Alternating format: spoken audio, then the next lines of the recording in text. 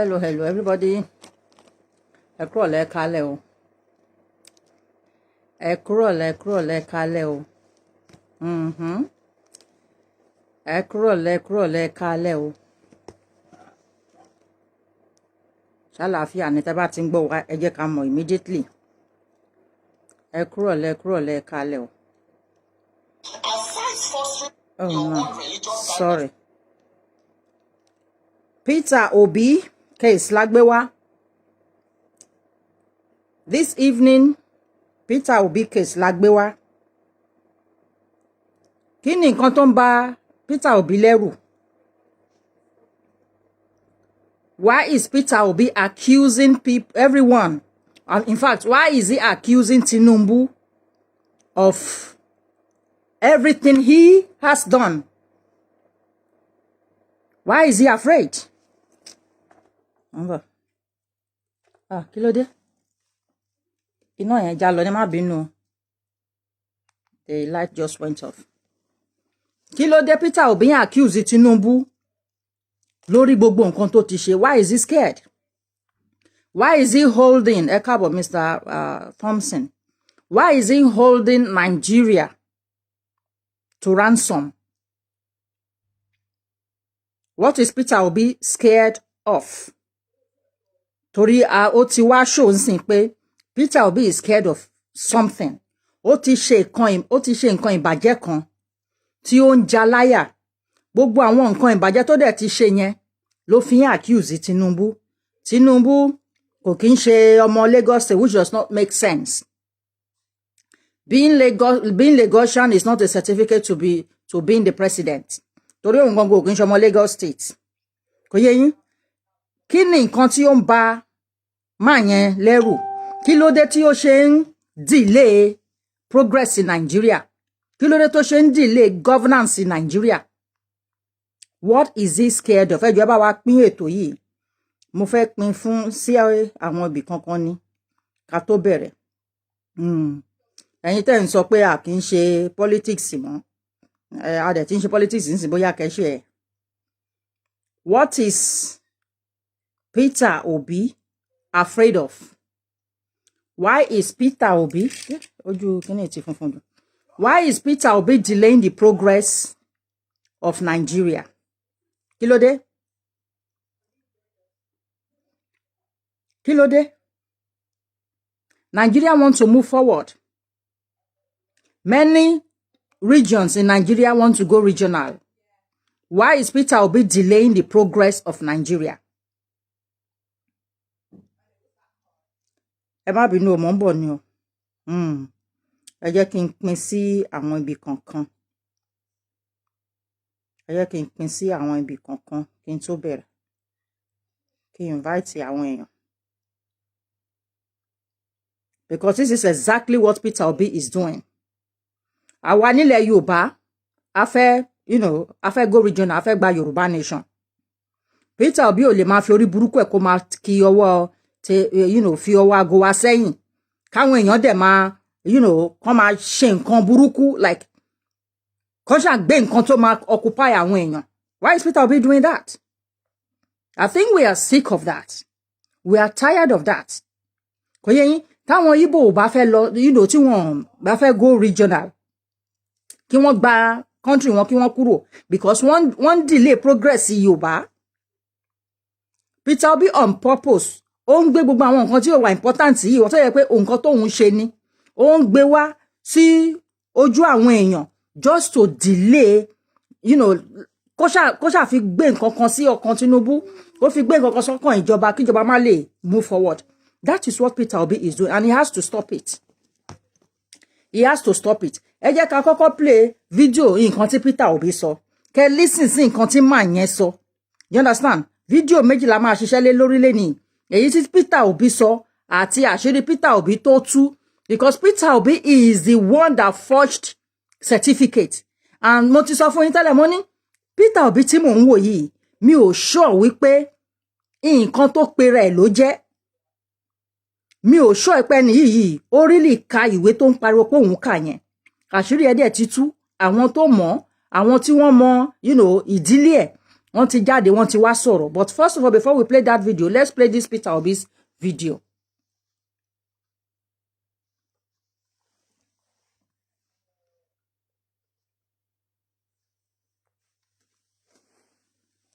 In my opinion, Chief Bola Ahmed Tinubu should have saved the nation and himself this protracted embarrassment and undue anxiety. Even in this late in the day, however, Chief Ahmed Bola Tinubu still owes the nation and the world a simple debt of obligation only he can discharge. I therefore respectfully and humbly call on him to immediately and personally mount the rostrum of his present high office to perform a simple task once and for all time. He should reintroduce himself to the nation he governs and to the world for avoidance of further doubt. He should let the world know his name, his nationality, his place of birth, his parentage, the primary and secondary school he attended with dates, as well as the actual universities he attended and certificates obtained. It should indicate clearly where and when he did his national youth service. In addition, if at any time he had a change of name, it should state so clearly and circumstance that his name itself is no crime. This is a simple task that will take only a few minutes. It requires no affidavit, prolonged court process, spokesperson, agents or surrogates.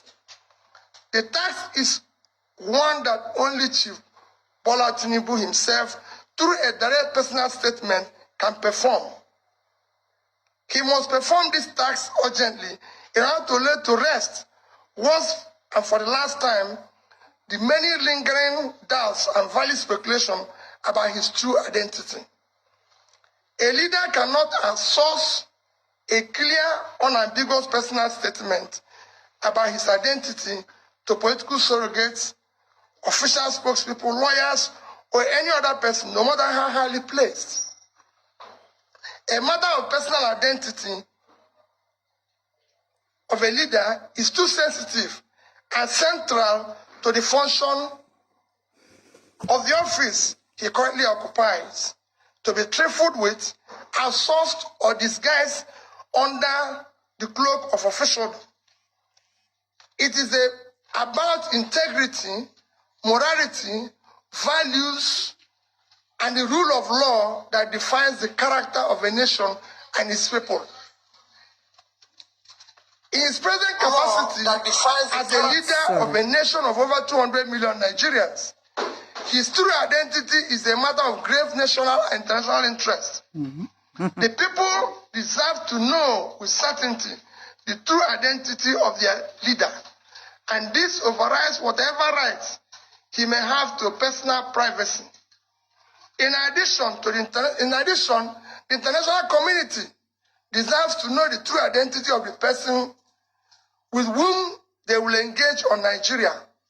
Having stood for an election of elevated office of the President of the Federal Republic of Nigeria, Chief Bola Tinubu have implicitly undertaken to cede the rights of private citizens in favor of life of open disclosure of his true identity and other circumstances that might be of public interest.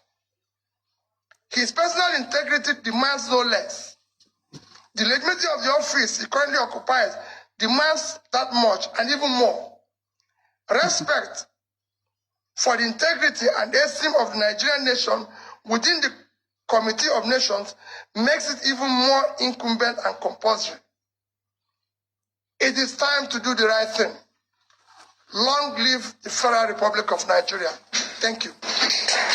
So when you listen to Peter Obi reading, did you see did you smell or even feel any atom of ẹni tó jẹ́ pé ó yẹ sí president Nigeria bí ẹni tó tiẹ̀ kàwé. Ṣé ẹ feel anything pé ẹni yìí kàwé? Peter Obi is using forged certificates to run for everything he has run for in that Federal Republic of Nigeria. Peter Obi used a forged certificate. According to the video I am going to show us, he used a forged certificate to run as the president of Nigeria, to contest and to sit as the governor of Anambra State.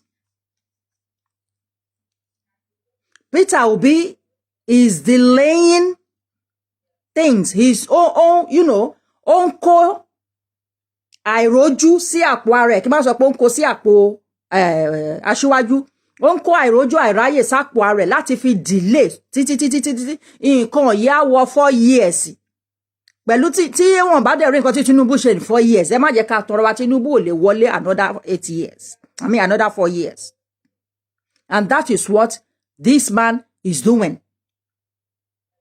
Already online we can all see pé àwọn Yíbò wọ́n ti ń ṣiṣẹ́, àwọn IPOB wọ́n ti ń ṣiṣẹ́ against 2027. Peter Obi, we know that is not a competent person to rule that Nigeria. This is a man who could not answer the simplest question. He was asked, wípé tó bá dé ibi presidency yìí, kí ni wọ́n fẹ́ ṣe tó fẹ́ ṣe yàtọ̀ sí àwọn tó ti ṣe iṣẹ́ tẹ́lẹ̀? Peter Obi could not give a straight answer. Peter Obi could not give could not answer that question. A question tó yẹ pé tẹ́ bá fẹ́ lọ sí iṣẹ́. That is the first question ma bi yin nìyẹn. Wípé how are you sure you can why do you think we can employ you? Gbogbo ilé ibi iṣẹ́ ló máa ń bèrè lọ́wọ́ èèyàn. Why do you think we should employ you? What do you think you can do differently? How are you going to handle this position? Peter Obi could not answer that question. So how did Peter Obi become the governor of Anambra State?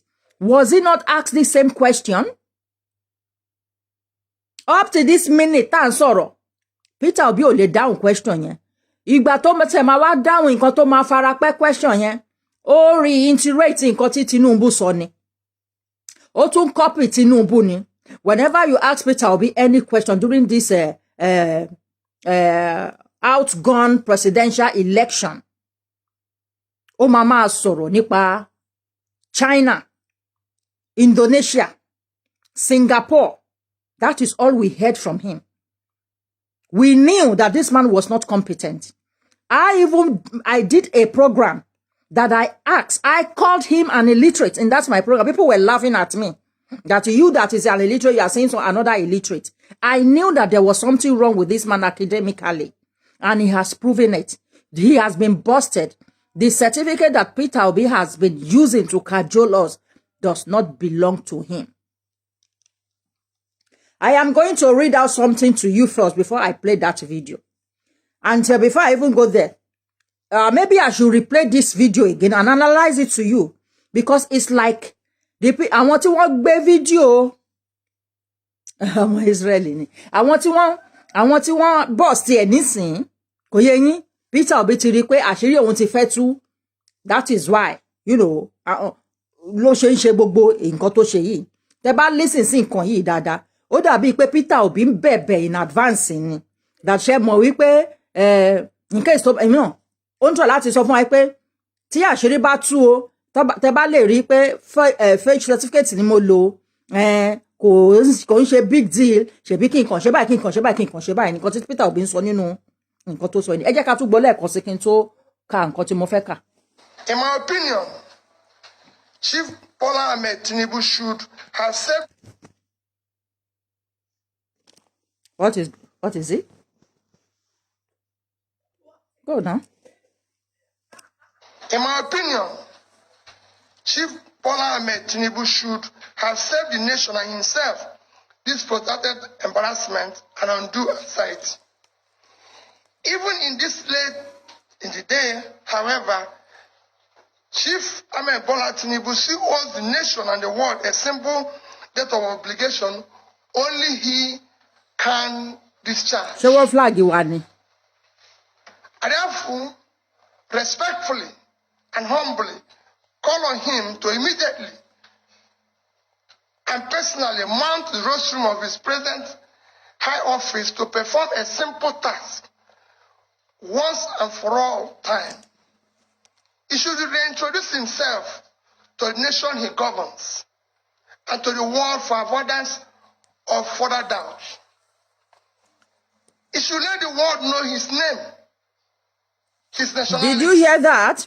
That, you see, gbogbo nǹkan tóun ti ṣe ni òun wá ń sọ fún Tinubu sí ló ń try láti believe láti fi bà orúkọ Tinubu jẹ́, because already àwọn ti plan kíní yìí ti pẹ́.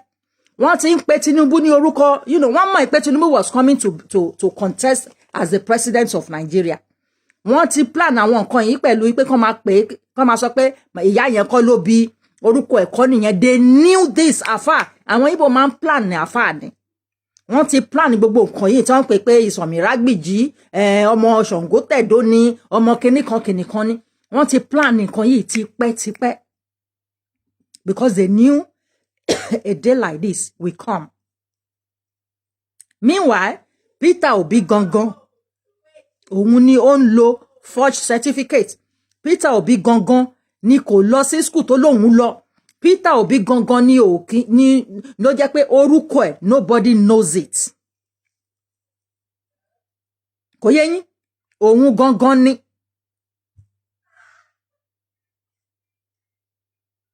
Mo dẹ̀ ti sọ́rí mo ní gbogbo èyí tí Peter Obi ń pariwo they should do this, they should do it. Mo ní tán bá wá ìdí Peter Obi yìí, mo ní gbogbo nǹkan tó fi ń accuse Tinubu yìí, rí pé Peter Obi gangan ló wà guilty of it, and it's coming out. Ẹjọ́ máa sọ̀rọ̀ ẹ lọ. His place of birth, his parentage, the primary and secondary school he attended with dates, as well as the actual universities he attended and certificates obtained. It should indicate clearly where and when he did his national youth service. In addition, if at any time he had a change of name, it should state so clearly and circumstance. Ṣẹ́gbọ́n nǹkan tó ń sọ bẹ́ẹ̀ yẹn. Only if there's any time tí Baba Tinubu ti change orúkọ ẹ̀ níbì kan, ipe kó sọ clearly. Do you know what he's saying there? He claimed fún àwọn tí wọ́n jọ, you know, àwọn tí wọ́n gbé wọ Labour Party, wọ́n ti rí wípé orúkọ tó wà nínú university tó lọ, nǹkan tó present ní university tó lọ, ó yàtọ̀ sí orúkọ tí ó present nígbà tó fẹ́ di president. So òun ti mọ̀ pé wọ́n máa tú àṣírí yẹn, ló ṣe sọ pé tó bá yẹ pé bẹ́ẹ̀ náà ni nǹkan yẹn rí, kò ń ṣe big deal. Kíyàn kàn ṣe affidavit ni kí gbogbo ẹ̀ parí. So he's saying that tí òun tẹ́ bá gẹ̀ẹ́tì àṣírí òun o, ẹ má jẹ́ kó ju wípé à ń ṣe affidavit lọ. Nǹkan tí Peter Obi sọ bẹ́ẹ̀ yẹn nìyẹn. Nǹkan tí Peter Obi sọ bẹ́ẹ̀ yẹn nìyẹn. Ó dẹ̀ tún fi ń delay kí a má go regional. Because kẹ́rẹ́kẹ́rẹ́ 4 years ó máa pé. Ó dẹ̀ máa dàbí pé gbogbo 4 years tí Tinubu ṣe failure ló bá dé. Gbogbo 4 years tí Tinubu ṣe failure ló bá dé. So it is now left for Judge Supreme Court àbí High Court àbí nǹkan kan tí wọ́n ti ń ṣẹjọ́ wọn yẹn, kí wọ́n sọ fún Peter kan ban yẹn kó má wá sí court mọ́, kó má gbé ẹjọ́ kan wá sílé ẹjọ́ mọ́. That Nigeria needs to move forward. That is the best thing to do. Peter Obi is delaying the development of that country. He need to stop all this nonsense he's doing, because nobody can remove Tinubu. Nobody can remove Tinubu. And we want Baba Tinubu to work. And this first 4 years, we want to see a significant, you know, progress. Àmọ́ pé gbà tó wọlé progress yẹn lọ. But now, gbọ́ ariwo progress mọ́. Àwọn Nàìjíríà ò dẹ̀ kí ń pẹ́ gbàgbé nǹkan. Wọn kì í gbàgbé nǹkan. Wọn ò ní rántí progress yẹn mọ́. Wọn ò ní rántí gbogbo nǹkan tó dáa tí bàbá yẹn ti ṣe mọ́. So They have to stop this man from delaying the progress of Nigeria, because that is exactly what he's doing.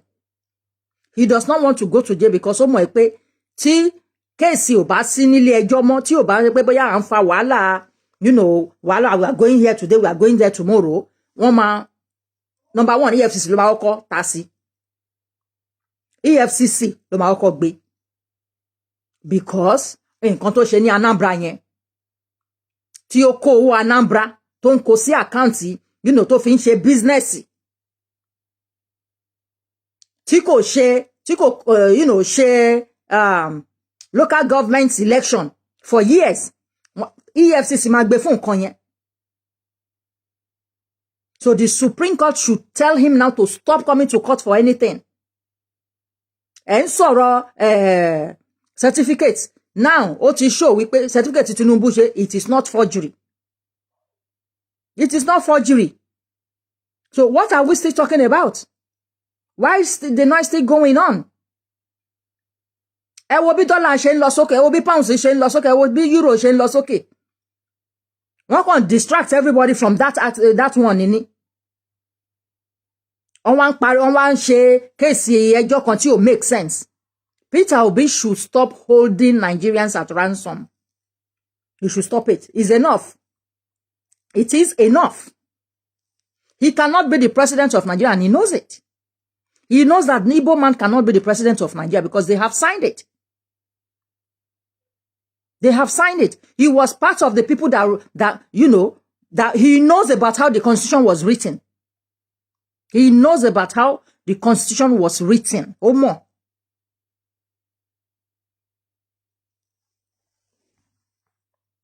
Itself is no crime. This is a simple task that will take only few minutes. It requires no affidavit. Prolonged conferences. Ipe is just Ipe Tinubu tó bá epo change orúkọ ẹ̀ ni, it's just a small task that will take few minutes to swear an affidavit. Ó ń sọ ní wípé tí àṣírí òun bá tú o, tó bá di pé maybe ó wá di pé àṣírí wá tú lórí pé òun forge certificate o, ẹnu kóhun kàn swear affidavit ló bá tán. Nǹkan tó ń sọ fún wa nìyẹn.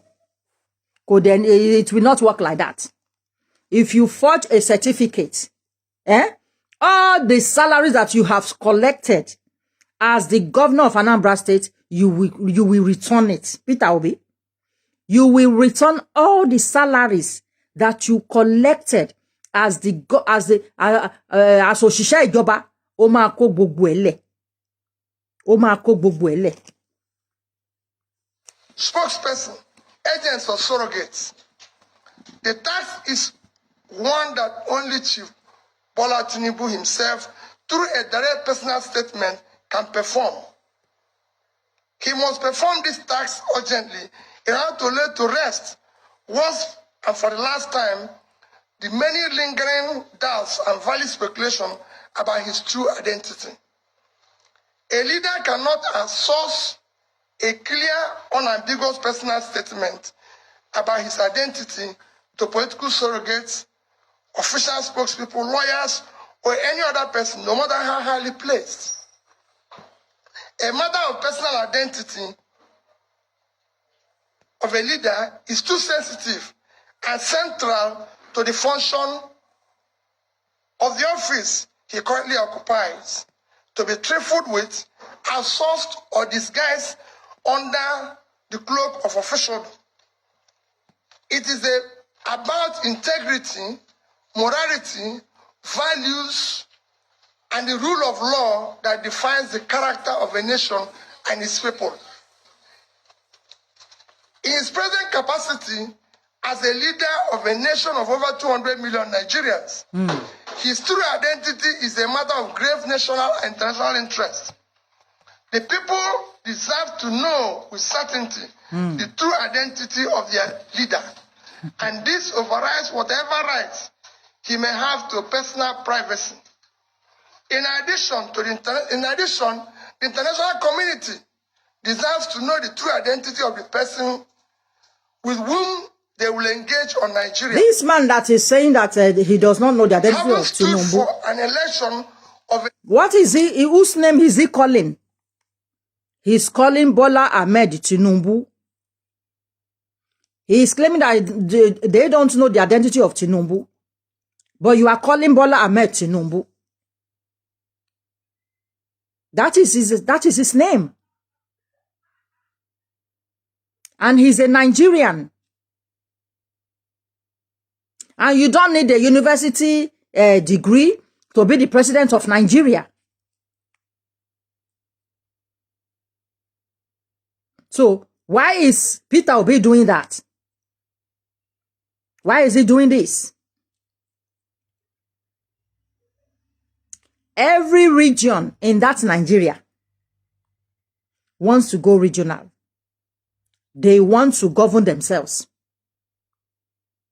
Why is Peter Obi not telling Bola Ahmed Tinubu, President Bola Ahmed Tinubu, that if they don't allow him to be the president, Nigeria should split or go regional so that he can be the president of a southeastern state? That would have been the best thing to do.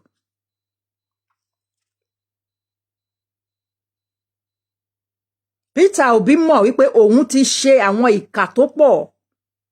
Ó mọ̀ pé òun ti ṣe àwọn ìkà tó pọ̀ gan gidi. Ó mọ̀. Ó dẹ̀ mọ̀ wípé when there is no court case, ó ti di dandan òun máa ṣẹ̀wọ̀n ni, because Peter Obi has to go to jail. Peter Obi has to go to jail. But on the other hand, I still want to ask, are we being deceived? Are we being deceived by all the politicians? Why are these people, wasting taxpayers' money? Because it's not Peter Obi's money he's spending on this thing.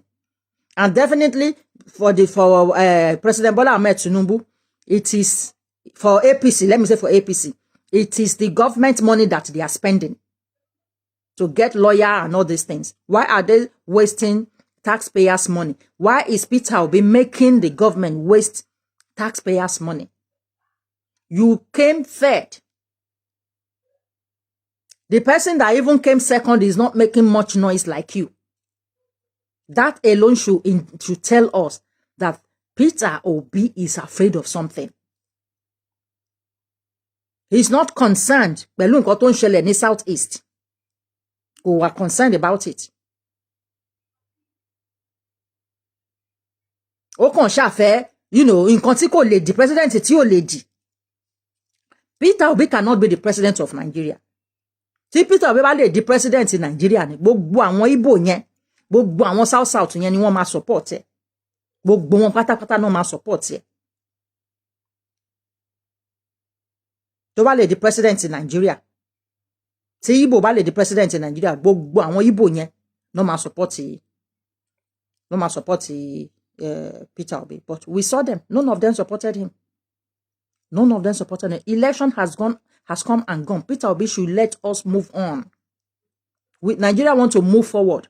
Peter Obi should allow Nigeria to move forward. And if he has it at the back of his mind, I think it is time now that Tinubu need láti sọ fún wọn wípé kò sí bẹ́ẹ̀ ṣe lè ṣe nǹkan yìí tó Nigeria fẹ́ go regional. There is no point postponing the doomsday. They have to be told that Nigeria must go back to how we used to be governance-wise. It's the best thing to do. It's the best thing to do.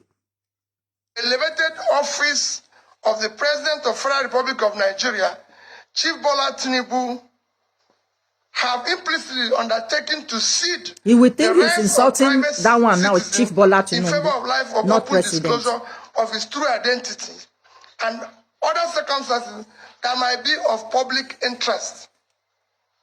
His personal integrity demands no less. The legitimacy of the office he currently occupies demands that much and even more. Respect for the integrity and esteem of the Nigerian nation within the Committee of Nations makes it even more incumbent and compulsory. It is time to do the right thing.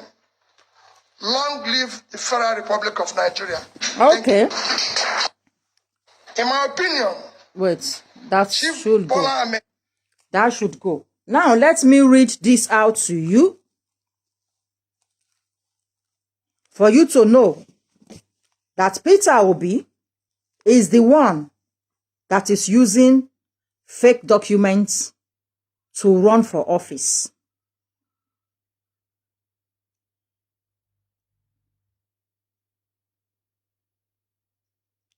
I am reading this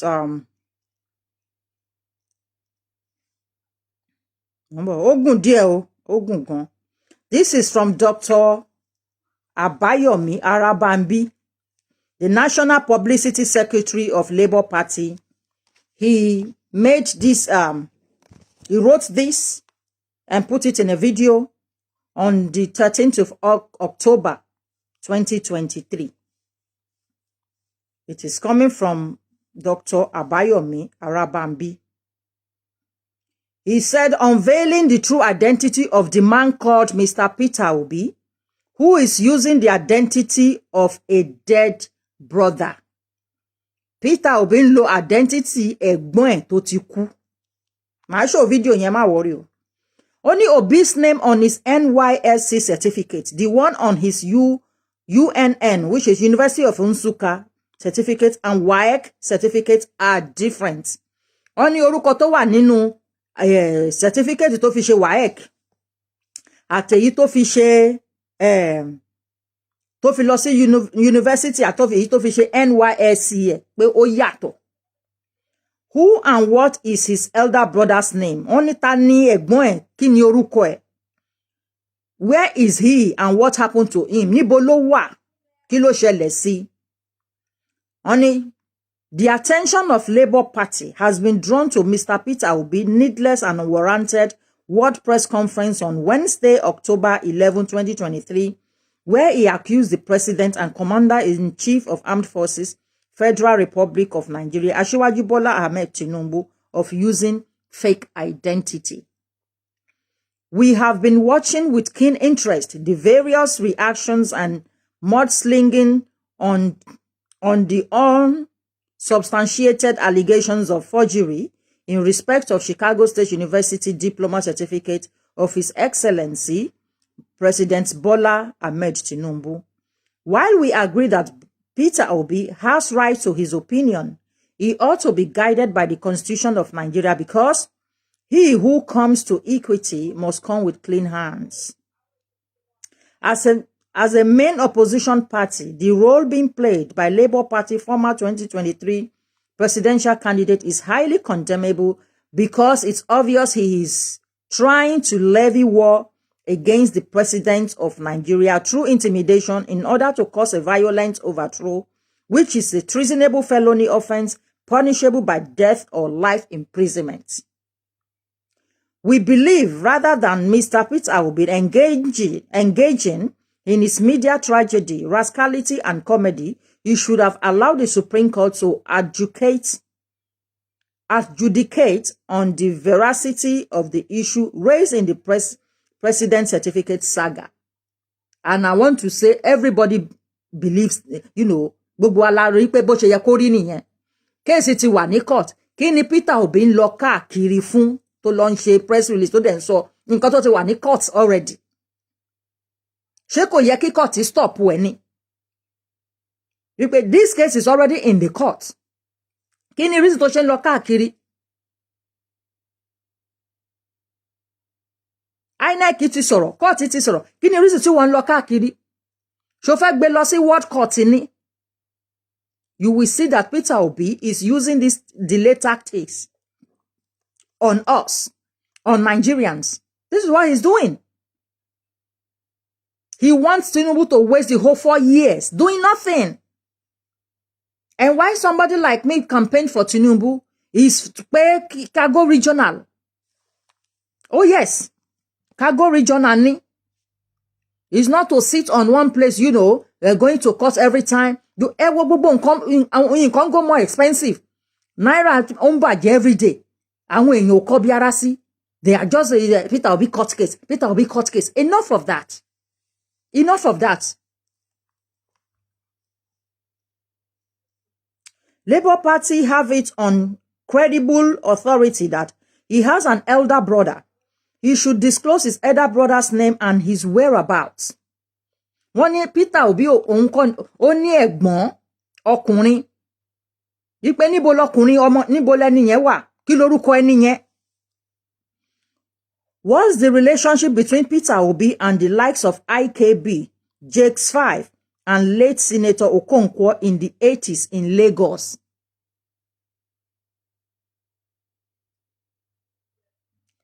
Peter Obi ti ṣe adigunjalè rí l'Ékòó.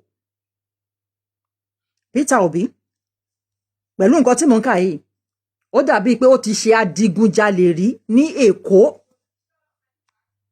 Wọ́n ní what is the relationship between Peter Obi and the likes of IKB, Jakes 5, and late Senator Okonkwo in the 80s in Lagos? Tí n bá rántí Senator Okonkwo yẹn, àbí Jakes 5 yẹn, àwọn tí wọ́n ta egbògi olóró ni wọ́n. Tí n bá rántí. What business interest was he pursuing in the 80s in the USA with the mentioned individuals and whose passport he uses to travel to US? Let him show Nigerians his birth certificate and the names he bears on his birth certificate. We can also confirm that as the National Publicity Secretary of the Labour Party, I was among, that's the man that wrote this thing, I was among the people who screamed Obi as one of the party presidential hopefuls, and that the name written on Peter Obi's academic certificate from the University of Nigeria, Nsukka, was different from the name written on the NYSC certificates of the former governor and his WAEC certificate. Ẹni yìí sọ pé àwọn pẹ̀lú àwọn tí wọ́n screen Obi nígbà tí Obi fẹ́ di president. Àwọn dẹ̀ rí pé orúkọ tó wà ní certificate University of Nsukka certificate tó gbé wá àti èyí tó wà nínú NYSC àti èyí tó wà nínú WAEC certificate pé gbogbo ẹ̀ yàtọ̀. Kò dẹ̀ mú affidavit wá. Kò sọ pé òun sọ nǹkan kan nù. Kò yé yín? Kò sọ pé òun sọ nǹkan àbí bóyá ilé jó tí certificate ẹ̀ tó jó ni o. Kò sọ gbogbo nǹkan yẹn. Only Mr. Obi claimed in his comedy press conference that I will not just start by giving you my academic record. I will start by introducing myself. Let's understand in Konya. Because inside him, he knows what he's not saying. My given name at birth was by my parents is Peter Obi. That was what my parents gave me at birth.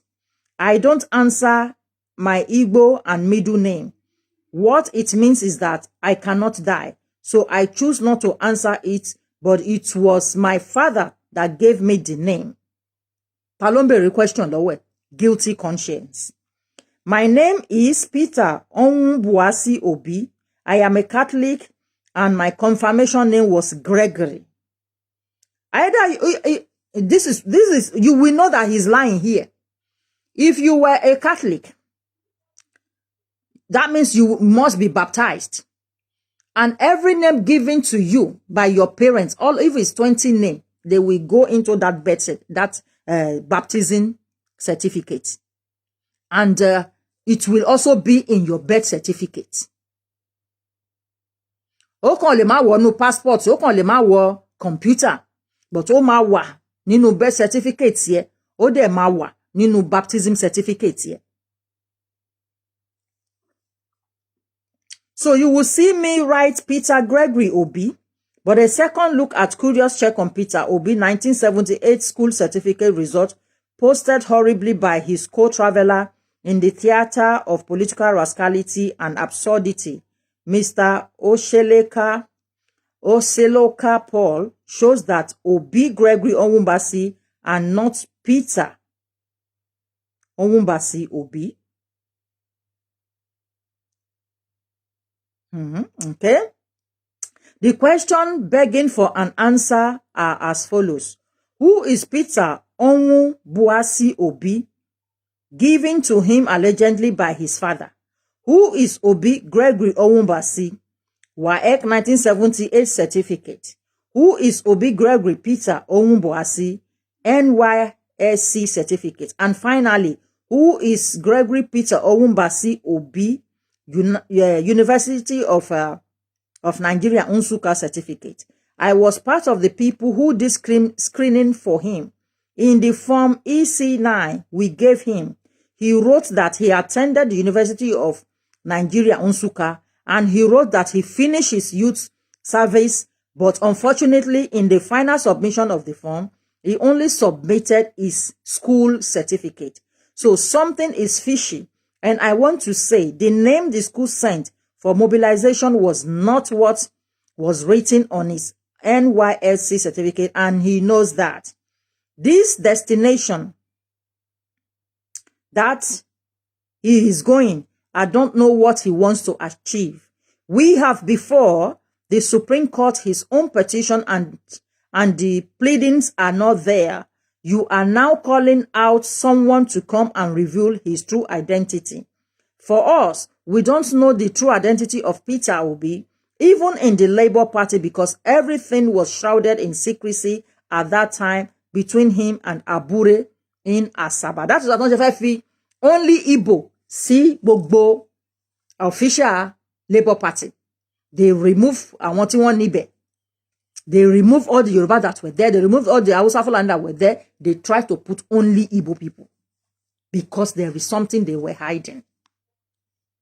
We are rushing them because we had just a day to do our presidential primary, and that was why he was able to get away with it. But we have it on record that Obi's name on his NYLC certificate and the one on his University of Nigeria Nsukka certificate are different. The name Peter Gregory Obi is that of his brother killed by drug barons. I repeat, the name Peter Gregory Obi is that of his brother killed by the drug barons. Wọ́n ní ẹni tó ń jẹ́ orúkọ tí Peter Obi ń jẹ́ ńsìn kò kí ń ṣe Peter Obi ló ní orúkọ yẹn. Ẹ̀gbọ́n ẹ̀ kan tí wọ́n pa tó jẹ́ ẹni tó ń ta gbáná, òun ni ó ń lo certificate yẹn. He belonged to Andy Okonkwo IKB group the early 80s. Wọ́n ní ó jẹ́ ìkan nínú àwọn barons yẹn ní 80s. He should bring his birth certificate. Ask him who is Gregory. Rather for him to comport himself, he's telling us what it is. Now, only tó bá ti bèrè lọ́wọ́ ẹ̀ pé ta ló ń jẹ́ Gregory. Olúwa máa ṣe bí olórí burúkú ni. He is not a clean person. Ó ní kò kí ń ṣe èèyàn kan tó mọ́, olórí burúkú kan ni. For 8 years, he did not conduct local government election in Anambra. He claimed to have saved money for Anambra. These are the money he puts in a private bank, and he's collected interest in the money. He's doing all this because he does not want to go to prison. That is why he's doing all this. He's delaying justice for himself. He's delaying justice for Anambra people. You understand? Obi owed Anambra people a whole lot of money, and he has to vomit it. He owed federal government a whole lot of money because if you use a fake certificate to collect any salary, you have to vomit those money. One day, Obi is going to be Babiala on the street. He saved Anambra money in Fidelity Bank. If truly he was saving for the people, he should have put them in Union or First Bank. He used the money for a collateral for his private businesses. The banks were issuing letters of credit, and he is the one accusing Tinubu of being a thief. How on earth will such a person go on air on a national television station and accuse somebody of fraud? He has no local standing. People should come and ask him what happens to his elder brother. What killed him? Why did he not allow his brother's wife to remarry or leave his house? Why is he using only his school certificate and so on? We want Peter Obi to deny all this, and we are ready to bring out more facts. Oni kò wá deny eléyìí because ó pọ̀ lọ́wọ́ wọn gidi.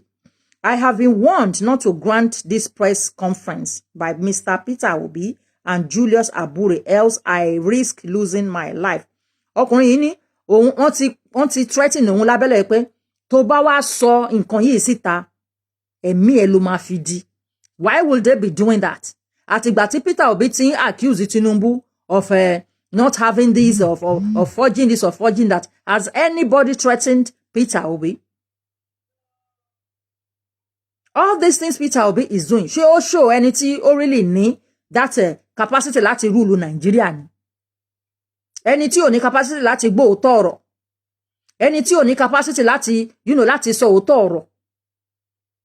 Ẹni tí ò ní patient, ẹni tó yẹ pé ó wà aggressive ni àti rí lórí one of these ibi tán ti ń béèrè question lọ́wọ́ ẹ̀, tán kàn béèrè nǹkan mi ò mọ̀ nǹkan tán béèrè lọ́wọ́ ẹ̀ tó bínú immediately. Is that the person that we want to be the president of Nigeria? Is that the person the youths are saying pé ó lose wọ́n cheat here? Is that the kind of person? Tí Peter Obi bá the president of Nigeria, ṣé gbogbo ayé ò ní parun ni? Peter Obi should stop holding Nigerians to ransom. Is enough. We had enough of his nonsense. We had enough of his fuckery. He should just leave Nigerians alone. He has lost. He has lost. You cannot come third and want to come and be fighting for a first position when the person that even came came second, he's not crying. Peter Obi should give us a break. We had enough of Peter Obi. Is enough. Is enough. He should let us breathe. Peter Obi should let us breathe. He should go and sit down one place. If he has done anything wrong and is afraid of, after all, he has only 25% of his life left to live. So owó tó ti kó jẹ yẹn ó sì lè fi yẹn flẹ́yàn títí ó máa fi páì. What is all this nonsense? What is all this nonsense? Pounds, do you know how much pounds how much 1 pound is to naira? Do you know how much? Everybody just concentrated on this nonsense Peter Obi something. We don't see what is going on. We cannot see the kind of how the economy that's supposed to be growing fastly, how things are getting bad. Àwọn èèyàn concentrate lórí nǹkan tí ó make sense. Now àwọn Nigerians wọ́n ní gbogbo wọn náà ti gbogbo àwọn àgbẹ̀ yẹn ni wọ́n fún ní GMO seed. Ṣé a mọ̀ bóyá GMO seed ni wọ́n fún wọn ní Sudan tí crop wọn ò ṣe tí kò fi ń germinate dáadáa. In the next 100 years now, ilẹ̀ Nigeria lè di bí Sudan because of the GMO seed that they are giving them to farm. And nobody is looking into that. What happens to our biological way of farming? That somebody will be bringing some GMO bull crap to us to be farming with. Mọ̀ nǹkan tí GMO yẹn ń ṣe fún ilẹ̀ wọn, bóyá ó ń ba ilẹ̀ jẹ́ ni, bóyá ó ń reduce bí nǹkan ọ̀gbìn ṣe lè máa àmọ́rú sickness nǹkan yẹn máa fà lọ́jọ́ iwájú. Ẹ kàn preoccupy àwọn èèyàn pẹ̀lú nǹkan tí ò make sense ni, so that ẹ̀wọ̀n ní rí gbogbo ìranù tẹ́ ń ṣe yẹn. Peter Obi should let us breathe. Peter Obi should let us breathe.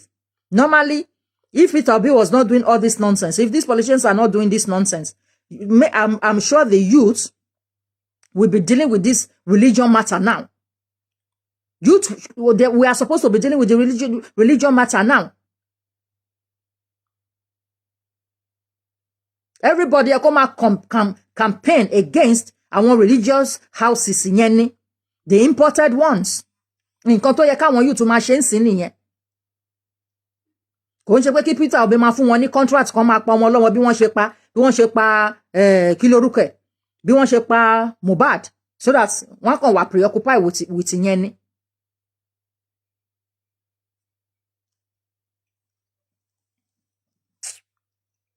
Omayeni, I have been warned not to grant this press conference by Mr. Peter Obi and Julius Abure, else I risk losing my life. The President of the Federal Republic of Nigeria, Asiwaju Bola Ahmed Tinubu, to note that should anything happen to me, that's to him and his family, the Inspector General of Police must be put on notice that Mr. Peter Obi and Julius Abure are to be arrested for his assassination. There is no need, there is no need for any investigation, as I will be silenced anytime soon by them. I implore the IGP and the Director General DSS to watch me closely so that I will not be killed for saying the truth. So his name is Dr. Abayomi Arabambi, National Publicity Secretary, Labour Party, October 13th, 2023. ni ó kọ nǹkan yẹn.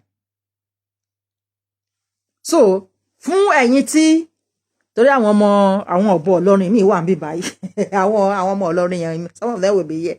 A dẹ̀ mọ̀ pé wọ́n lè má gbọ́ gbogbo nǹkan tá a kà yẹn. So I'm going to show the video to you for the man to say it. Then mama sọ bó ṣe ń sọ lọ. Peter Obi is constituting nuisance pẹ̀lú nǹkan tó ń ṣe yẹn, and it has to stop. It has to stop. It has to stop. Unveiling the true identity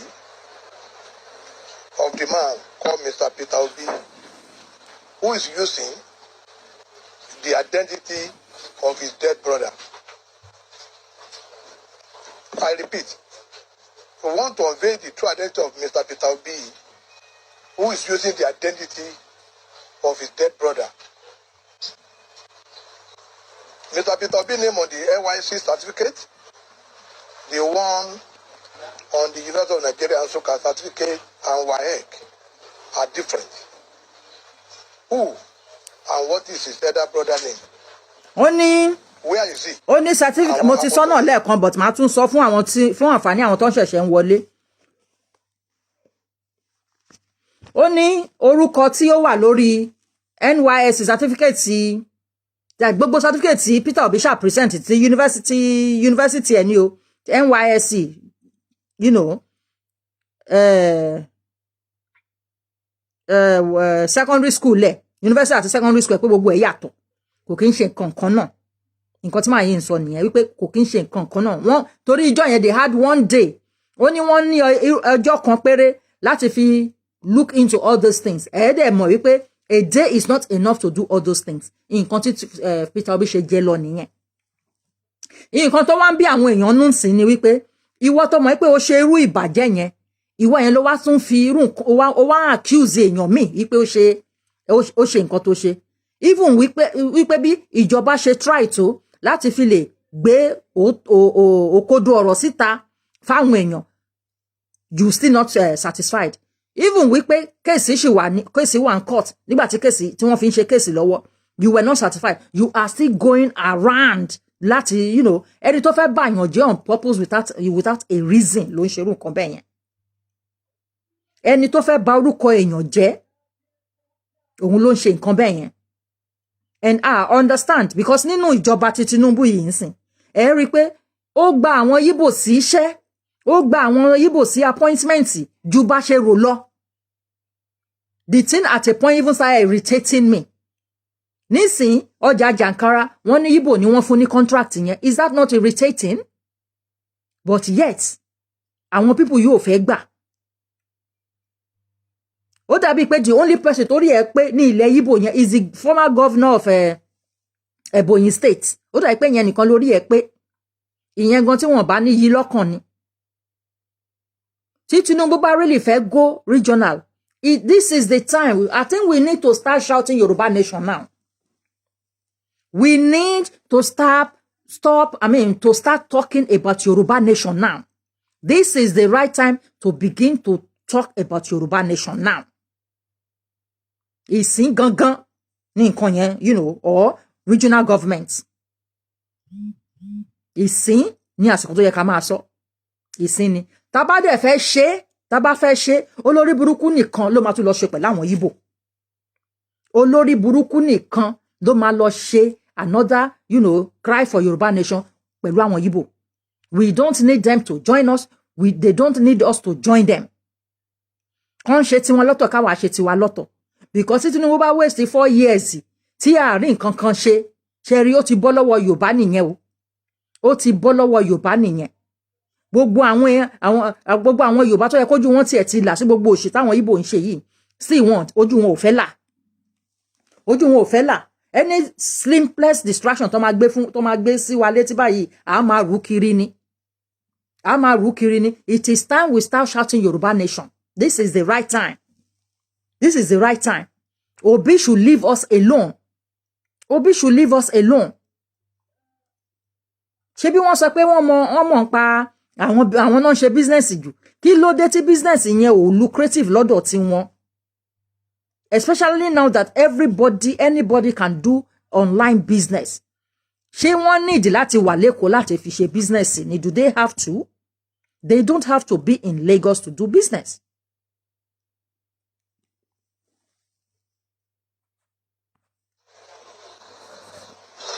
Gentlemen of the press, the attention of Labour Party have been drawn to Mr. Peter Obi needless and unwarranted work press conference on Wednesday, 11th of October 2023, where he accused the President and Commander-in-Chief of Armed Forces of the Federal Republic of Nigeria, Asiwaju Bola Ahmed Tinubu, of using fake identity. We have been watching with keen interest the various reaction and mudsliding of the unsubstantiated allegation of forgery in respect of Chicago State University diploma certificate of His Excellency President Bola Ahmed Tinubu, GCFR. While we agree that Mr. Obi has the right to his opinion, he ought to have been guided by the Constitution of Nigeria, because who comes to equity must come with a clean hand. As the main opposition party, the role being played by the Labour Party former 2023 presidential candidate is highly condemnable, because it is obvious he is trying to levy war against the President of Nigeria through intimidation in order to cause violent overthrow, which is a treatable felony offense punishable by death or life imprisonment. We believe rather than Mr. Peter Obi engaging in this media tragedy, rascality and comedy, should have allowed Supreme Court it's like to that advocate on the veracity of the issue raised in the President certificate saga. Labour Party acted on credible authority that he has another brother, the firstborn of his father. He should disclose his elder brother name and his whereabouts. What is the relationship between Peter Obi and the likes of IKB, Jakes 5, and late Senator Okonkwo in the 80s in Lagos? What business interest was he pursuing in the 80s in the USA with the above-mentioned individuals? And whose passport did he use to travel to US? Let him show Nigeria his birth certificate and the name he bears on the birth certificate. We can also confirm that as the National Public Secretary of Labour Party, I was among those who screamed Obi as one of the president's hopeful, and that the name written on Peter Obi academic certificate from the University of Nigeria, Nsukka, was different from the name on his NYC certificate of the former governor and his wife certificate. Mr. Obi claimed in his comedy press statement that, and I quote, "I will not just start by giving you my academic record. I will start by introducing myself." He said, "My name, given to me at birth by my parents, is Peter Obi. That was my parent. That was the name my parents gave me. I don't answer my Igbo or middle name. What it means is that I cannot die. So I choose not to answer it. But my father that gave me that name. But it was my father that gave me that name. My name is Peter Obi. I'm a Catholic, and my confirmation name was Gregory. So you will see me write Peter Obi. I repeat, he said, you will see me write Peter Gregory Obi. In Peter Obi's elder brother, his firstborn, was a drug baron that was killed. He belonged to Andy Okonkwo, the IKB group in the early 80s. He should bring a birth certificate. And we want to know who is Gregory, rather than him to comport himself. He's telling the whole world that it's not. Obi is not a clean person. For 8 years, he did not conduct a good government election in Anambra. He came to accept money for Anambra. These are the money he put in a private bank. I do it myself sometimes. He saved Anambra money in Fidelity Bank. If truly was saved for the people of Anambra, he should have put it in Union Bank or First Bank. he used the money for collateral for private businesses. The bank were issuing letter of credit, and is the one accusing the president of being a thief. Imagine. How on earth will such a person go on here on a national television station and accuse somebody of fraud when he knew he has no local standard? People should come and ask him what happened to his elder brother. What killed him? 2, why did he not allow his elder brother wife to remarry or leave his house? Why is he using only his school certificate and so on? We want Peter Obi to deny this allegation, and we are ready to bring out more facts. Most importantly, Peter Obi needs to come back to the press and show his birth certificate. I put it to him via the World Press Conference that the name on the birth certificate is not Peter Obi. He's using the name of his brother, and even the next international company he claimed to have owned when he was in school belonged to that his dead brother. Finally, I've been warned even up to this morning not to grant this press conference by Peter Obi and Julius Aburi. Yes, they said I risk losing my life. The president of the Federal Republic of Nigeria, Bola Ahmed Tinubu, should note that should anything happen to me and my family, the Inspector General of Police will be put on notice that Mr. Peter Obi and Abure are to be arrested for my assassination. There is no need for any investigation, as maybe silenced anytime soon by them. I employ the IGP and the DSS to watch me closely so that I will not be killed for saying the truth. I pray for the repose of the soul of Mohbad, but there will not be any another Mohbad in Nigeria. Ṣé ti gbọ́ ohun tí máa yẹn jù bẹ́ẹ̀ yẹn? Ṣé gbọ́ nǹkan tí máa yẹn jù bẹ́ẹ̀ yẹn? Ó ní àwọn I pray wípé there will be ní rírú ti Mohbad mọ́, ní miss another ẹ̀mí mọ́, àti miss ti Mohbad. Ní lose ẹ̀mí àwọn ọmọ wa mọ́. Àwa tá jẹ́ Yorùbá, ọ̀rọ̀ ni máa yẹn sọ ńbẹ̀ yẹn. Ọ̀rọ̀ gidi òun ló sọ ńbẹ̀ yẹn. For people who don't want to understand what is going on. Ẹ gbọ́ tí Sam Clevel tó ń sọ fún very dark man wípé àwọn fẹ́ bring down Sam Larry ni torí pé òun ló rígi election fún Tinubu. Ẹ gbọ́ nǹkan yẹn. So tẹ́mi bá sọ pé àwọn Igbo ni wọ́n pa Mohbad. Mo wo nǹkan yẹn fínífíní ni. Tẹ́yìn náà bá wò fínífíní ẹ rí pé gbogbo àwọn tí wọ́n pariwo Mohbad Sam Larry gbogbo wọn Igbo ni wọ́n.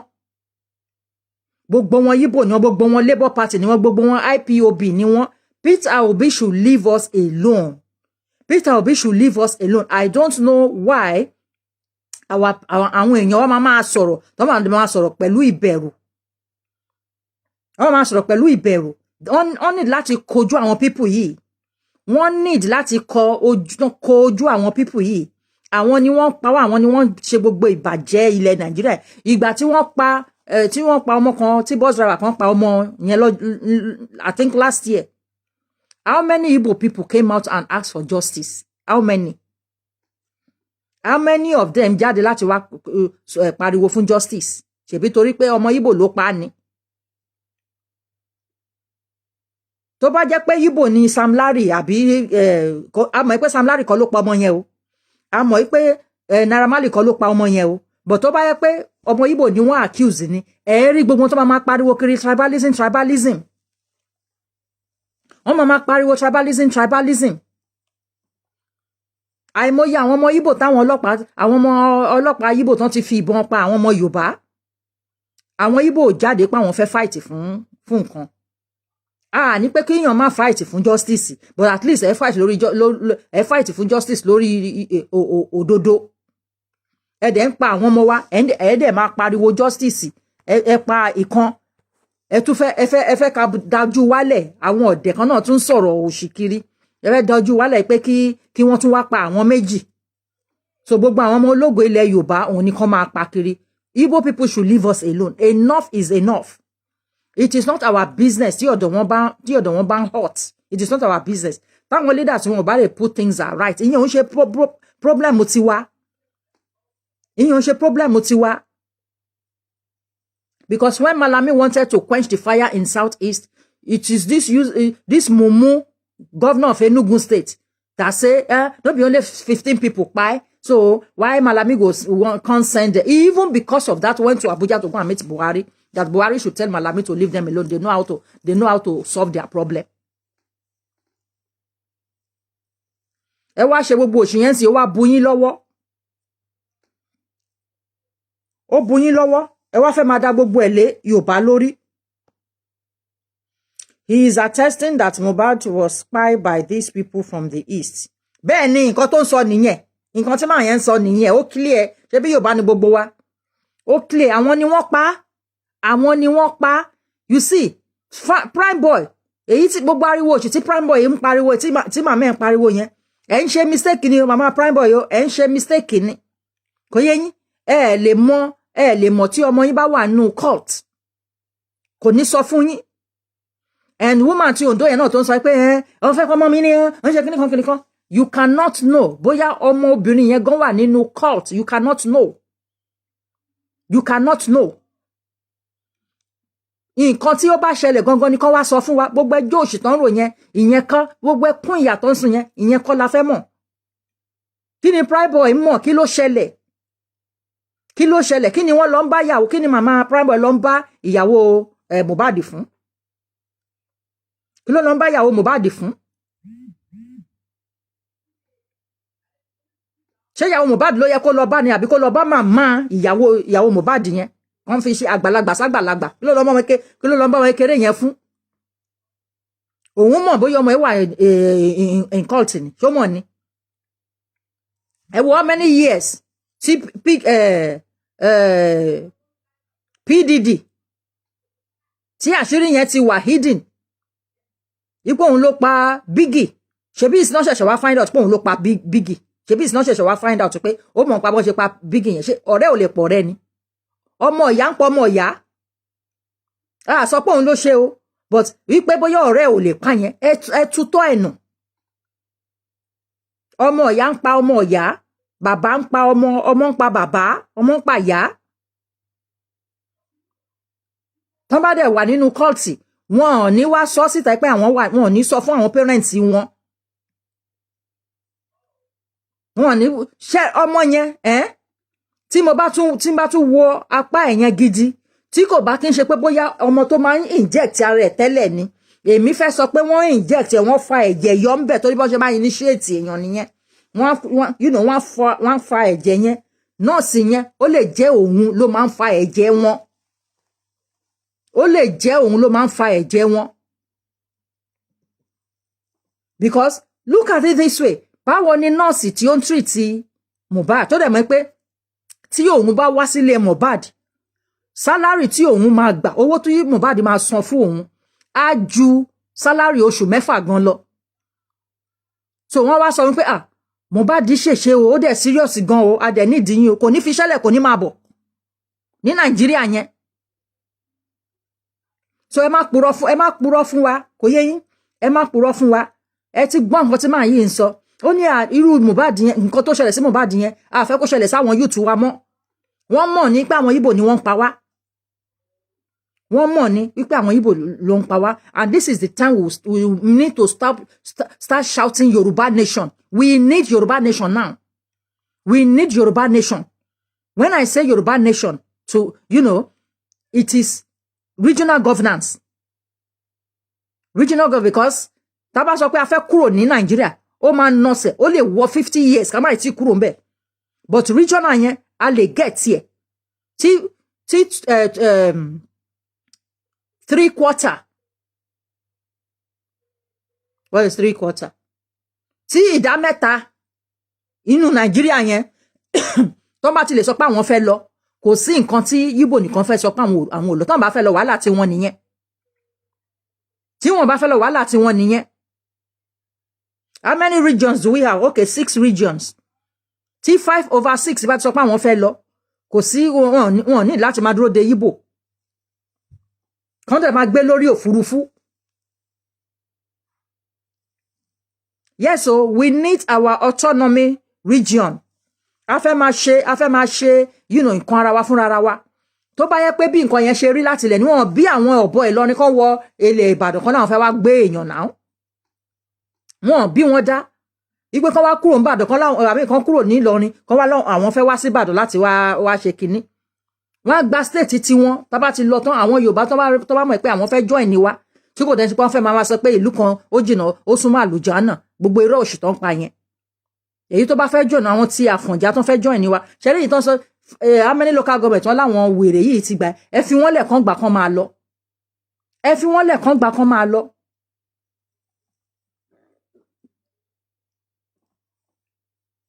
Kán dẹ̀ stay sọ́dọ̀ wọn kán má wá sọ́dọ̀ wa mọ́.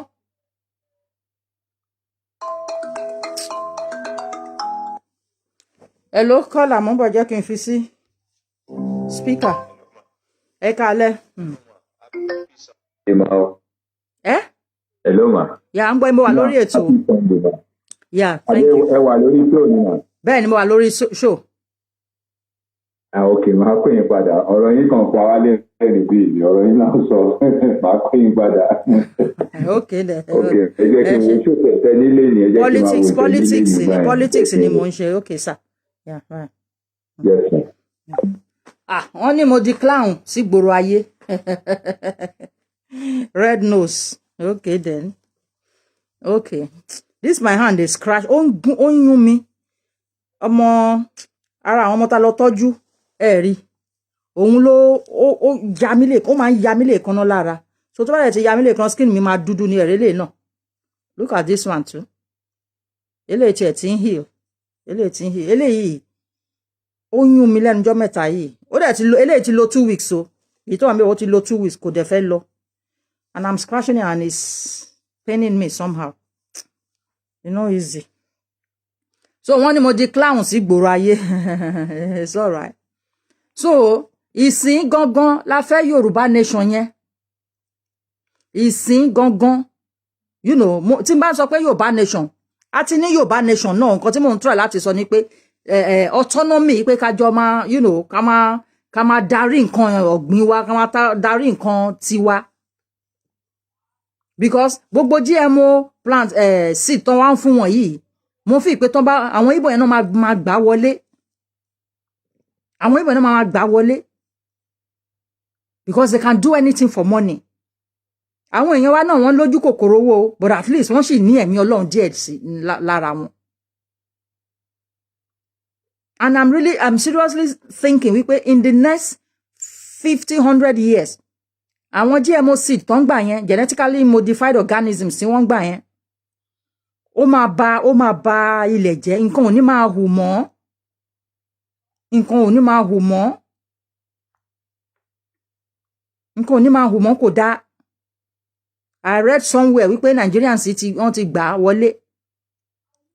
Kò dáa. Báwo ni a ṣe máa accept kí àwọn ará ta máa control nǹkan ta máa fi sínú?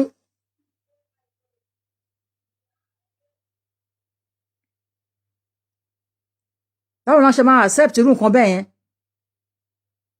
Mo rántí bàbá kan tó fẹ́ import soft drink I think Fanta àti Coke láti Nàìjíríà wá síbí báyìí wọ́n gbà fún àwọn dẹ̀ náà ń ṣe. Ṣebí PZ ló ń ṣe gbogbo I think PZ ló ń ṣe gbogbo àwọn drinks yẹn wọ́n gbà kó wọ́ bí. There must be a reason they decline that they reject that importation now. It's probably not for human consumption. Ẹ jẹ́ ká bára wa sọ̀rọ̀ náà those are our leaders they are not doing things are right now. Ṣé wọ́n bẹ̀rù àwọn Ìgbò ni? Wọ́n fẹ́ preserve life for àwọn Ìgbò at our own expense? Is that what they are doing? They need to stop it. Àbọ̀ ó dìgbà tí àwọn YouTube Yorùbá bá bẹ̀rẹ̀ sí ń dágíbó àwọn àgbààgbà Yorùbá ni. Ẹ jẹ́ ká ronú now. Ẹ jẹ́ ká ronú àwa kọ́ la kó bá àwọn Ìgbò now. àwa kọ́ la kó bá wọn. Àwọn tí wọ́n change government from regional governance to this unitary system of government. What were they thinking? What were they thinking? Mr. Adegboye, ẹ ṣé. Ó dà pé mo wú yín lórí ńbẹ̀. Ẹ ṣé, thank you for the stars. What were they thinking? Kí ni wọ́n feel like when they accepted wípé kí wọ́n change from nǹkan àlàáfíà tá à ń ṣe sí this nonsense governance tó yẹ pé ó kàn suffer everybody, and we are at the receiving end. We are at the receiving end. Àwa ni à ń jẹ ìyà yẹn. Àwa là ń jẹ ìyà yẹn. Now Tinubu wọlé ta ìwọlé. The hope ta ní nìyẹn.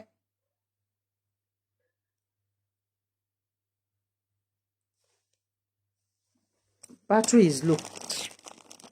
Ẹ wo. Gbogbo ẹ ti ẹ̀ súyàn. Gbogbo ẹ̀ súyàn. Battery is low.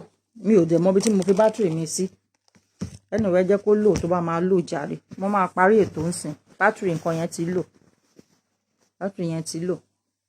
Kí ló dé? Is irritating.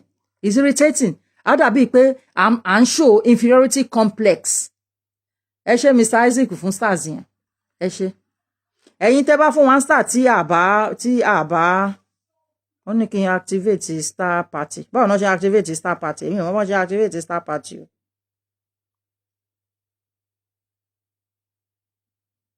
Èmi ò mọ̀ bó ṣe activate star party o. Mo sorry o. So, nǹkan yìí ó súyàn gidi. What is kí ló ń ṣe àwọn leaders wa? Kí ló ń ṣe wọ́n? Tọ́n bá ti lè jáde tọ́n wá sọ̀rọ̀ báyìí. Táwọn Ìgbò bá ti lè dágìbò wọn báyìí, wọ́n á dẹ̀ sáré wọlé padà.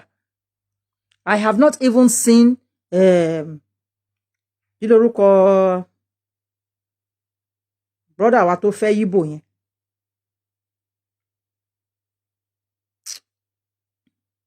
Tó fẹ́ Ìgbò tó bímọ ọkùnrin 4 fún yẹn. Àárí yẹn mọ́, ìyẹn tí ẹ máa ń sọ̀rọ̀ díẹ̀díẹ̀ tẹ́lẹ̀. We don't see him again. They all just act like they are.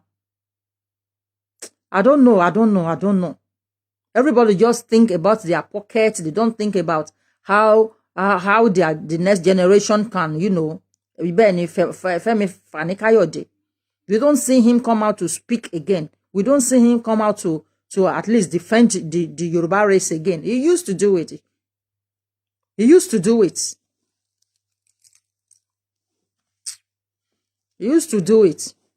Kí ló dé? Wọ́n dẹ̀ máa rí wa fín àsìfí pé sister ẹ má má bà mí jẹ́ lálẹ́ yìí kẹ́. Ẹ ṣé gan. Thank you very much for the stars. Thank you. Wọ́n jẹ́ kí nǹkan yẹn súyàn, wọ́n jẹ́ kí èèyàn máa feel wípé ṣé nǹkan mi wà lára Yorùbá ni? I don't get it. Kí lọ̀bọ fi ṣorí tí náà kí ò ṣe? I don't get it. Wọ́n lè lé wọn bí àwọn Haúsá ṣe lé wọn ni. Kí ni tiwa tí ìlú wọn ò bá settle? Kí ni tiwa? Kí ni tiwa tí ìlú Ìgbò ò bá settle? What is our own? What is our own tí ìlú Ìgbò ò bá settle? Mo bèrè ni o, kí ni tiwa tí ìlú Ìgbò ò bá settle? Ṣáwa la kó bá wọn ni? Ṣáwa la kó bá wọn ni? Tó bá yẹ pé ìlú tiwa ni ò settle, ṣáwọn Ìgbò máa gbéṣẹ́ rán wa ni? Àwọn leaders wa dẹ̀ mọ̀ pé àwọn Ìgbò ni wọ́n ni wọ́n pa bọ̀bọ̀ yìí. Ẹ dẹ̀ máa gbàdúrà ìyà. Kọ́lọ́ má jẹ́ ká rí the same. Tó bá tún ṣẹlẹ̀ lọ́la náà, the same àdúrà náà máa gbà. What is the meaning of all this nonsense? What is the meaning of all this nonsense?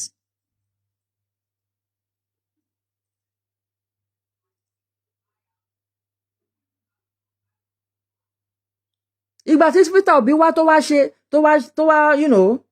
tó wọ aṣọ black and white mo ní ọmọ yìí pàrokò wá bá wa ní sẹ́.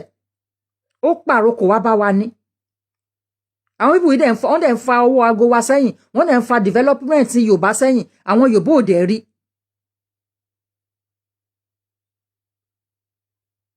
Even ọ̀rọ̀ Mohbad yìí, nǹkan tó wà crystal clear wípé àwọn Ìgbò náà ṣe nǹkan yẹn. ó wà crystal clear páwọn Ìgbò náà ṣe nǹkan yẹn ọmọ Yorùbá ó ń bo àṣírí yẹn prime boy you need to speak mama prime boy ẹ sọ fún ọmọ yín kó sọ̀rọ̀ ẹ sọ fún ọmọ yín kó sọ̀rọ̀ kí ló ṣẹlẹ̀ nígbà tó lọ pé Obi Cubana kí ló ṣẹlẹ̀ nígbà tó lọ pé Obi Cubana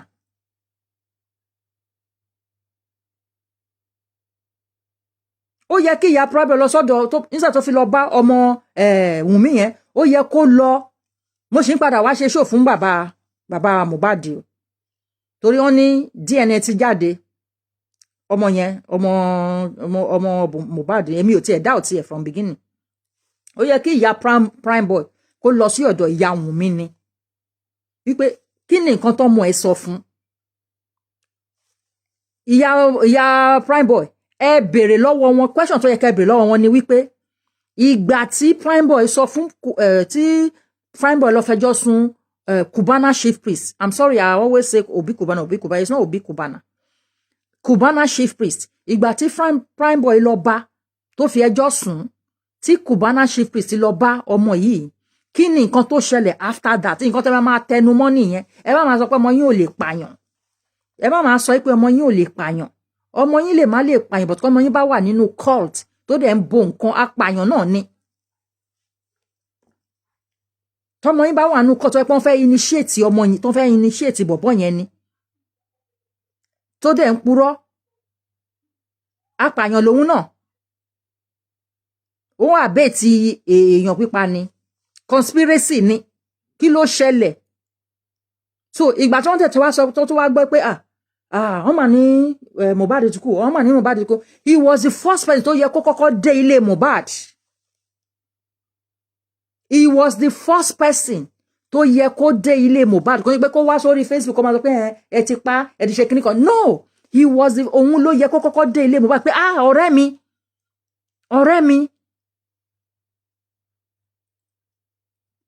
òun ló yẹ kọ́kọ́ débẹ̀ òun ló yẹ kọ́kọ́ kí ló dé tí ò lọ ṣé ó introduce ọ̀rẹ́ sí initiation ni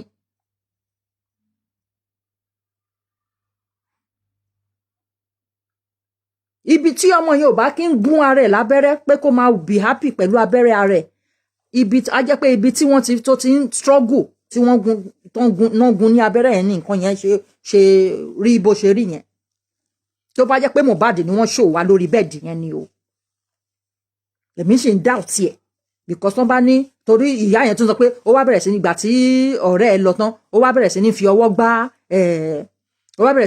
gbá kíní mọ́tò they have told us about 5 different versions nǹkan tó ṣẹlẹ̀ àwọn kan ní side mirror ló fọwọ́ gbá àwọn kan ní ó fẹ́ jù lẹ́sẹ̀ they are just changing the story tó bá gbé yìí wá tó bá ti gbé kan wá tá ti já wọn wọ́n tún gbé mi wá mo ti sọ fún yín lọ́jọ́ pé tí èèyàn bá fẹ́ ju èèyàn ní ẹ̀ṣẹ́ side mirror ó wà níbi ìsàlẹ̀ hips èèyàn ni so ibi ojú dẹ̀ ló yẹ kó ti jù tó bá dẹ̀ miss ẹ̀ ó máa rọ́ọ̀lù side mirror yẹn ni ó máa rọ́ọ̀lù side mirror ni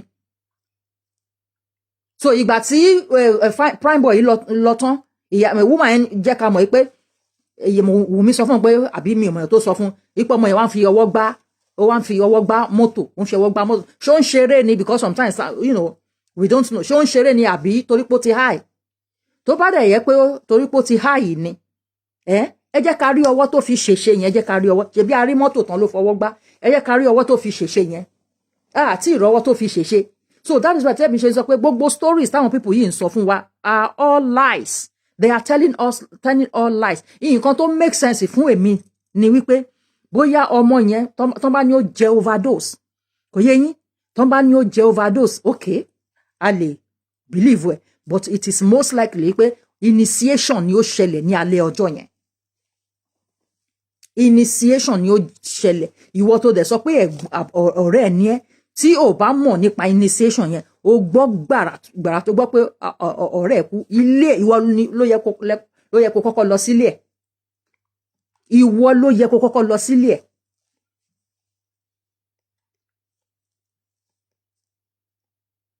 ó nítorí pé ó dúró sínú mọ́tò òun wá sọ pé àwọn guys ṣé Mohbad ṣẹ̀ṣẹ̀ ń dúró sí àárín ibi mọ́tò ni story yẹn kò tiẹ̀ move torí according to them after show ní gbogbo nǹkan yìí ṣẹlẹ̀ after the show ní gbogbo nǹkan yìí ṣẹlẹ̀ ní 23 o'clock so irú standing on kini wave wo ló fẹ́ ṣe ní 23 o'clock torí wọ́n ní show parí ní 23 o'clock so irú ta ló ń wave ní 23 o'clock yẹn ta ni lóru yẹn ṣé Amẹ́ríkà la wà àbí Nàìjíríà ṣé ibi náà ẹni náà tẹ fẹ́ máa wéèsì fún ẹ yé purọ́ fún wa ẹ yé purọ́ fún wa ẹ yé purọ́ fún wa.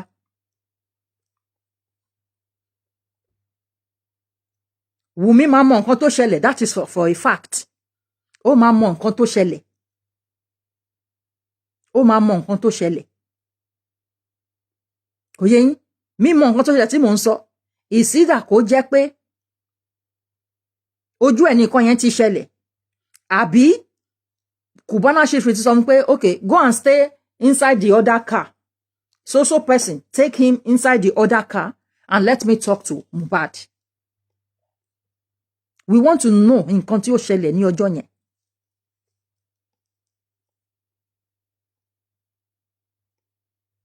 We want to know. Tí ì sọ nǹkan tí ó ṣẹlẹ̀ fún wa. Tí ì sọ nǹkan tó ṣẹlẹ̀ fún wa. Tí prime boy bá dẹ̀ ń shield Obi Cubana ni, ó máa ṣẹ̀wọ̀n, ó ti ṣọ́ọ̀jù. So, ìyá prime boy should tell the son to talk. Ìyá ọmọ tó jẹ́ nọ́ọ̀sì must tell the daughter to speak. Gbogbo nǹkan tó ń sọ yẹn wọn tí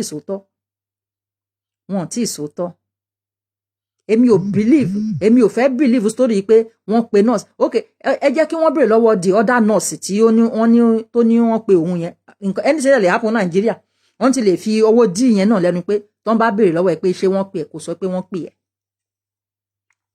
èló ni wọ́n ń san fún wọn Nàìjíríà yẹn as an auxiliary nurse or as a nurse gan ṣé wọ́n ń gba $500,000 ni èmi fi pé highest ọmọ àwọn àgbà ní 150,000 naira nọ́ọ̀sì dẹ̀ mọ̀ pé tóun bá wá treat Mohbad nílé òun á gba double that money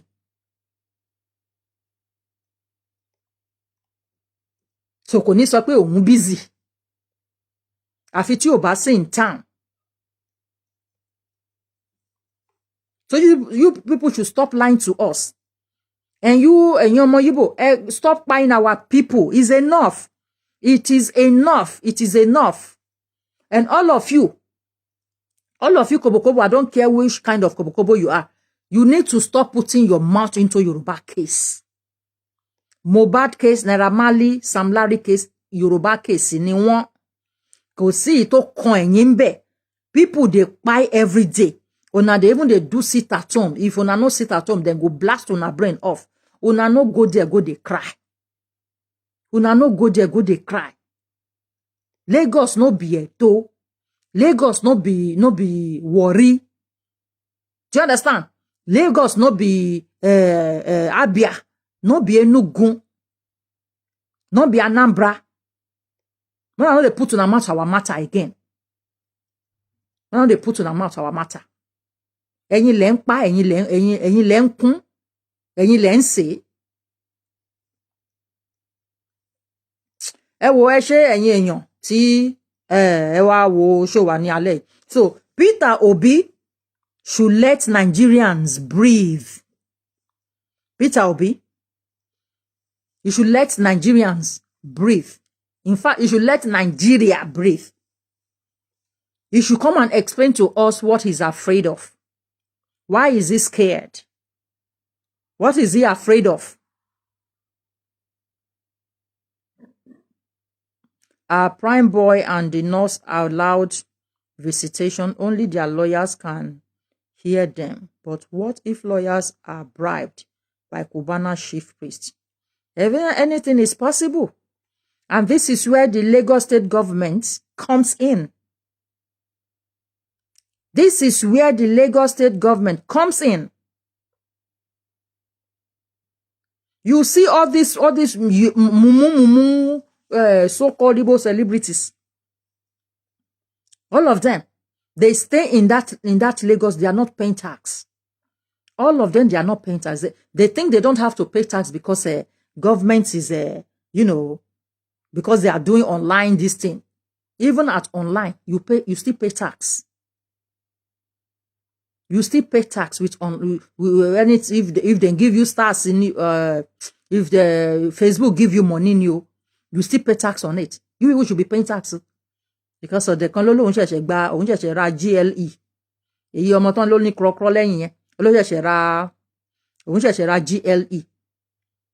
Wọ́n kì í san tax o, gbogbo wọn yẹn o. In this UK that we are, dogs, àwọn ajá, wọ́n san tax. Ajá, wọ́n san tax níbi tá wà yìí. If you don't believe me, go and Google it. Landlord me, my daughter used to have cats here now. She used to have cats in this house. Ìgbà tó yẹ kó kàn yàgbẹ́ sẹ́rẹ̀, get out of here. Tẹ́ bá fẹ́ gbalé, tẹ́ bá ní pets, wọ́n máa increase owó ilé yẹn ni. Wọ́n máa increase owó ilé because you have pets. Wọ́n ti fẹ́ gbalé rí tán sọ pé we will have pets. How much with one cat? £50 more every month. £50 more. Ẹ̀yin dẹ̀ máa wà ń bẹ̀ ẹ̀ ní máa san tax. Ajá ń san tax ní báyìí. Tí ológbò yẹn ni mi mọ̀ bóyá ń san tax. But ológbò ń san wọlé nílùú òyìnbó. Ẹ lọ sí ìlú yín, ẹ̀yin kòbòkòbò, ẹ lọ sí ìlú yín kẹ́ fi wálẹ̀. Ẹ lọ sí ìlú yín kẹ́ fi wá sílẹ̀. Is enough. We had enough.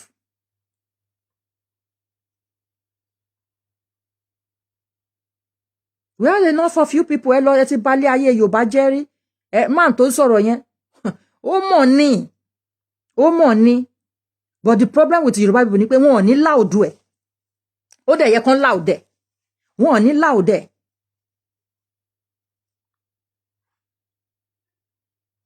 Of course, it's you that will pay for your pets now. Ṣé pets ń ṣiṣẹ́ ni? Pets ń ṣiṣẹ́ now. It's you that will pay for the pets now. Ẹ wo. Nǹkan tá ní ká bá yín discuss nìyẹn o.